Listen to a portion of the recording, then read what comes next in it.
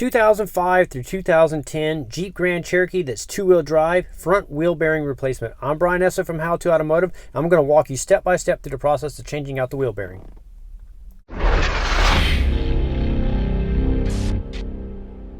So on this vehicle, besides a grinding noise at the wheel bearing, it also had an ABS light. So I'm going to go ahead and clear this ABS light out before we start the work. So I'm going to read and document the code. The wheel bearing is part of the ABS sensor on this car, and it's pretty common for the ABS light to be on. So you're going to need a scan tool that can talk to the ABS modules to clear it out. If you don't have this, after you do the repair, you can take it down to a shop and have them clear it out for you. Also, after I clear it out, I like to start the vehicle up just to make sure that the ABS light went out. So before we get started, I wanted to show you the part numbers that we're going to use. This is a hub and bearing assembly. It also comes with the ABS sensor. This is the same part for the two-wheel drive and for the four-wheel drive vehicles. I will link this part up in the description of the video along with the tools that I use in the video. This process is going to be the same if it's the left or the right side. So we need to get started by lifting the vehicle up. If you're doing this at home, use floor jacks and jack stands, and you want to lift it up by the frame over here, and you want the suspension hanging. And you go ahead and remove the left or the right front wheel, depending on which one you're doing. Since I'm doing the driver's side wheel bearing, I turn the wheel fully to the right. That gives me access to all the bolts on the back of the caliper and stuff here. So now we need to get the brake caliper off, but we're not going to take it all apart. We're going to take the brake caliper and the rotor off. So we're going to take the main bracket off. So we're going to remove the bolt here and the bolt a little bit further down right here. We're going to remove those two bolts. To do that, I'm going to use an impact tool with a 21mm socket. You can use a standard breaker bar or ratchet to get to these bolts, but if you have impact tools, I recommend you use them. It makes it so much quicker. You're not going to remove the bolt here on the caliper, just the inner bolt here for the cage, the top and the bottom bolt. So now we're ready to pull the caliper off, but before I do, I like to take a bungee cord and wrap it around the caliper here. We're going to lift the caliper up and hang it from the suspension up here. So you pull the bracket off and then hang the caliper like this. What we're trying not to do is hang it from the brake hose. And as you can see here, it all came off as one assembly with the bracket, the pads, everything. So now we can go ahead and slip the rotor off and set this aside for now.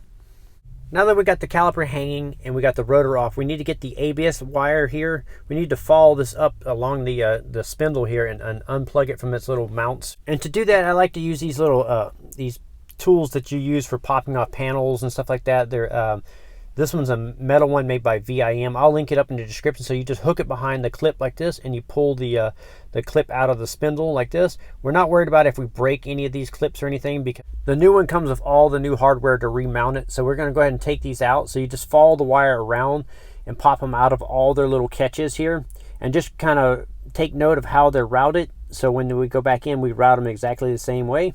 Now that you got them popped off the spindle, now we're going to follow the wire around on the inner splash shield here, and then when you get to the end of it, you'll get to this little connector. We need to pull this little red lock tab upwards. It just pops up a little bit.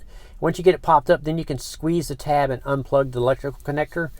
So you'll pull this little lock tab up just a little bit, and then you can just, it allows you to squeeze the little tab, and then when we're done, we'll just push it back down and it locks it back into place. So once you get it unplugged, you're also going to pop it off right here. So like I said, I'm not too concerned if it breaks the clips because it comes with all new ones. So go ahead and pop these clips out. And if any of the clips broke off, you can use a center punch tool like this and drive it through, and that'll push it out. Now on the back side of the spindle, we're going to remove 3 bolts to remove the wheel bearing. They're 15mm bolts here, so I'm using a 15mm socket and a ratchet, and I'm going to loosen up all 3 of these bolts and remove them. Or if you have impact tools, you can go ahead and use this. I'm using the Milwaukee 3/8 drive mid-torque impact tool to do this.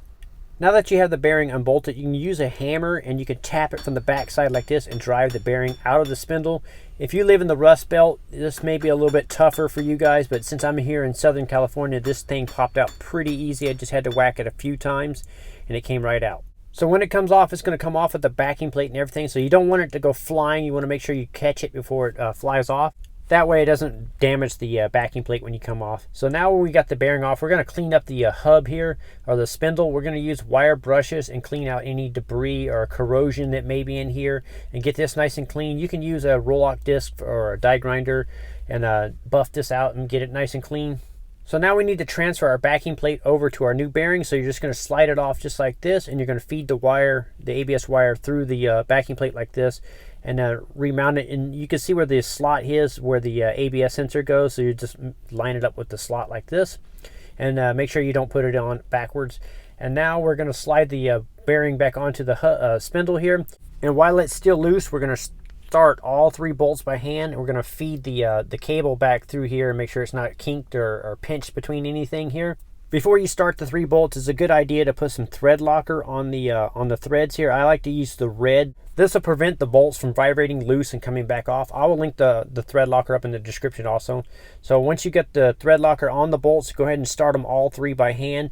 You may have to wiggle the hub and bearing assembly rocket back and forth to get all the bolts started. Once you get them all started, then you can run all 3 of the bolts down until they're snug. And then once they're snug, then we'll torque them down by hand with a torque wrench. So we're going to torque all 3 of these bolts down with a torque wrench to 85 foot-pounds. So you're going to run them up till they're snug and then finish them off with a torque wrench.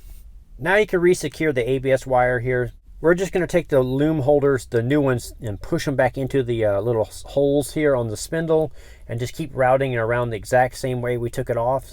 So we're just going to push it in and flip it over behind the strut here, and we'll hook it up on the splash shield here. Make sure it's all re-secured on the splash shield, and then we'll plug the connector in. And once you get it plugged in, you're going to push the lock tab down to make sure it's locked. Now we're going to re-secure the connector to the splash shield here.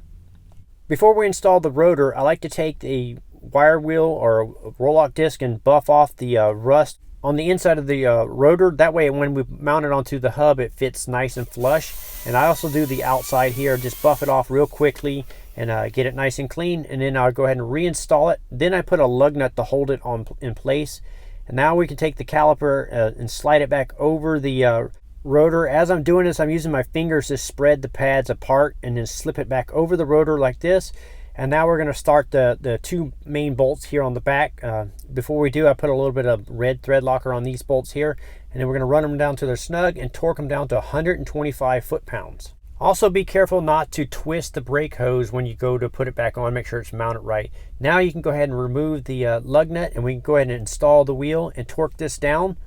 You can torque all 5 of these lug nuts down in a starred pattern at 100 foot-pounds.